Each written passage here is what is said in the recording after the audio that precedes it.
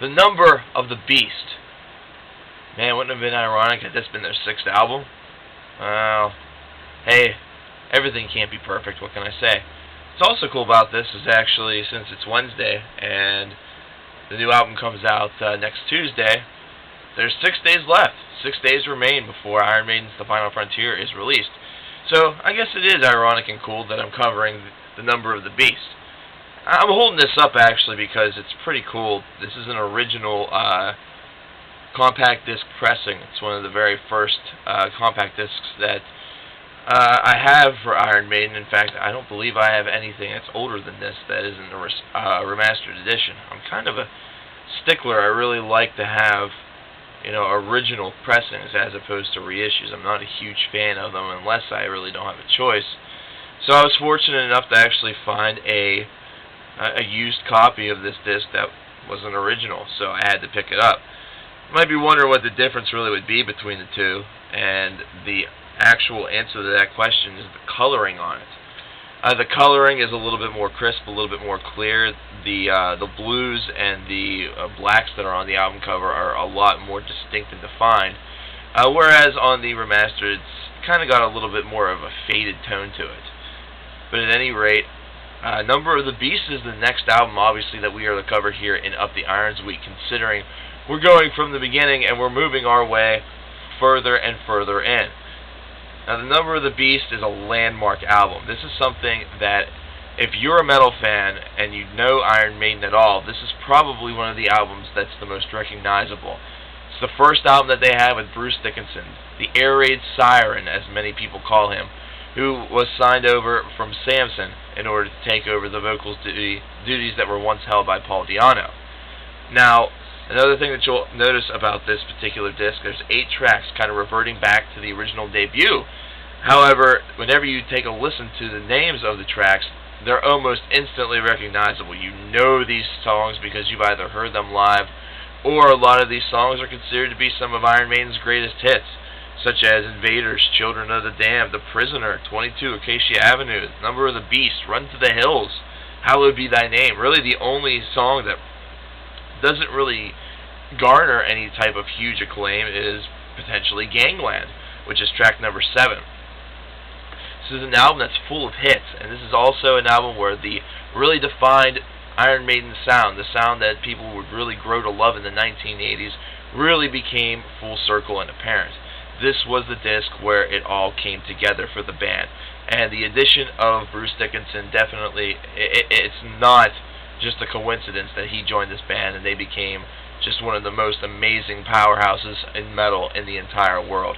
His vocal style can be only described as incredibly over the top. His vocal range, his vocal dynamisty is incredible. He's able to do the lowest of the lows, which he's able to exhibit on songs such as Children of the Damned and also on Hallowed Be Thy Name, but even on these same songs, he shows his high operatic style, and it's especially prevalent on songs such as the title track, Number of the Beast. The funny thing is that if you think about these tracks and you think about trying to envision Paul Di'Anno singing it, you really can't see it happen. But the funny thing is that, unfortunately, after all of this, whenever Blaze Bayley took over the vocals duties in the 1990s, something that we'll cover a little bit later on this week, it was almost expected of him in order to somehow match up Bruce in the live show, which is not exactly something that many people can do. In fact, there's only a handful of names that really come to mind that could even pull off this stunt. One of them includes Judas Priest, the other King Diamond. Blaze Bayley is not Rob Halford or King Diamond at all. His voice is very, very different. Now, this is a disc that was released in 1982, so in 3 years, Iron Maiden has released 3 albums, and they've gone through now, this is their second vocalist in that time period. Cool part about this is also the fact that this is one of the most famous album covers that you will ever see. Something that in metal is very recognizable and very interesting, very cool. What's interesting also about this album cover is that it shares something in common with Master of Puppets, and that's the fact of the marionette ideal that's going on. If you can see here in the album cover, Eddie's outstretched fingers are actually drooping down green strings onto the devil that's underneath. On Master of Puppets, you'll notice that the hands from the sky are showing strings being attached to the graves below.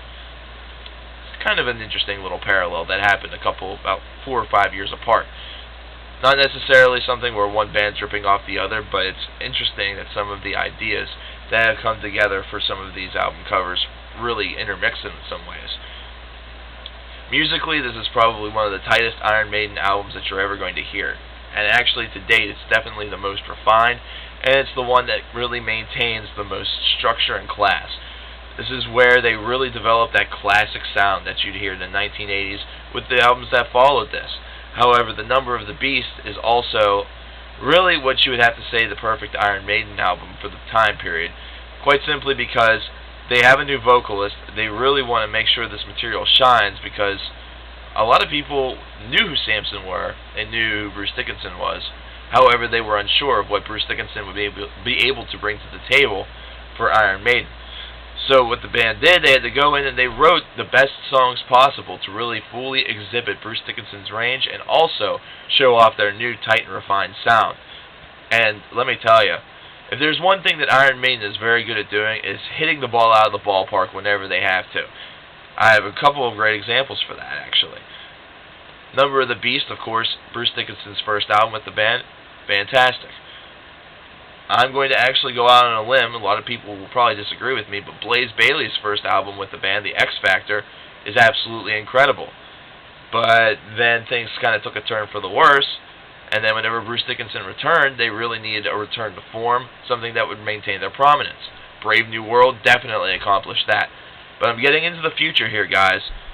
There's a lot of things that could easily be said about Number of the Beast. However, let's face it, there's no point in me rehashing that which I'm sure tons of you have already said, read, or understand already. You guys all know that this is a perfect album. You guys all know that this is a classic record. And you guys know that metal itself would not be the same if Number of the Beast was ever recorded. There's songs on here that have been covered numerous times. In fact, the whole entire album was covered by Dream Theater as a special fans-only disc that was available in the Dream Theater store a couple of years back and still is. So, I think the word iconic is probably the best word to use in order to describe the Number of the Beast by Iron Maiden.